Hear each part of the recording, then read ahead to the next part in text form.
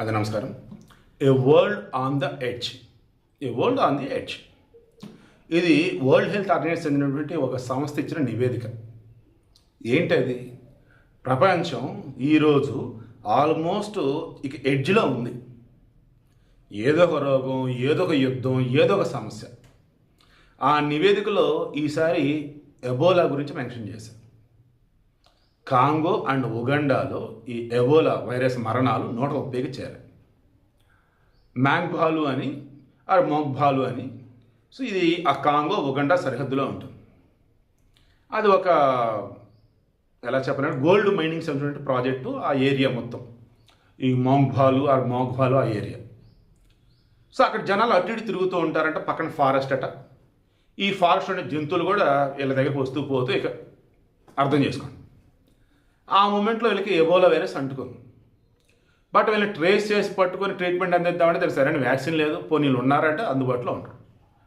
అలా ఈరోజు world health organisation ఏకంగా హెల్త్ ఎమర్జెన్సీ ప్రకటించింది. రీసెంట్గా కొద్ది రోజుల క్రితం హంటా వైరస్ గురించి మనం మాట్లాడుకున్నాం.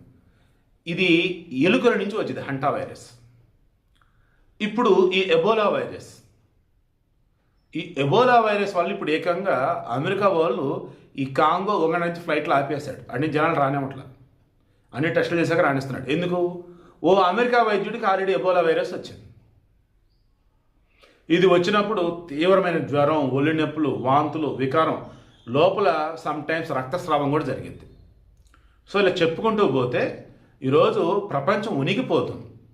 ఈ హంటా వైరస్ ఏమో ఎలుకల వల్ల, ఈ ఎబోలా వైరస్ ఏమో జంతువుల నుంచి మనుషులకి, అడవి జంతువులు అండ్ మనుషుల నుంచి మనుషులకు వచ్చింది అంటేనేమో ఆ రకమైన చర్యలు ఏమీ లేవాయి. వరల్డ్ హెల్త్ ఆర్గనైజేషన్ ఏమో అమెరికా వచ్చేసి పోరాపో అని నెట్టేసింది. ఆ చైనా వాడి పుణ్యం అని చెప్పేసి.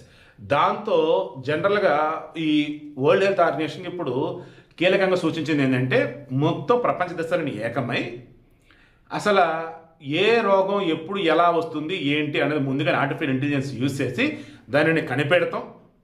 2 ట్రీట్మెంట్ ఇవ్వటం, అది వ్యాక్సిన్ కనిపెట్టి ఇవ్వటం కానీ మెడిసిన్స్ కానీ ఇలా. 3 ఎమర్జెన్సీ పర్పస్ ఒక ఫండ్ లాంటిది పెట్టుకొని ఏ దేశాలు అయితే వైరస్ ప్రబలుతుందో, ఏ దేశాల్లో హెల్త్ పరంగా ఇబ్బందులు ఉన్నాయో ఈ డబ్బుతో వారికి సాయం చేయటం. ఈ 3 సూచించారు. పట్టించుకునేవాడు లేడు, ఫండ్స్ లేవు.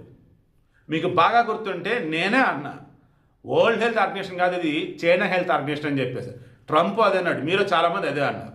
సో ఓవరాల్ ఇప్పుడైతే ఈ ఎబోలా వైరస్ సంగతి గురించి మాట్లాడుకుంటే క్లియర్గా ఒకటి, దయచేసి అడవి జంతువుల, మామూలు జంతువులు ఏవైనా సరే రిక్వెస్ట్ చేసి చెప్తున్నా, జంతు ప్రేమికులు మరీ చెప్తున్నా, మీ జంతువులతో ఎంతవరకు ఉండాలి అంతవరకే ఉండండి.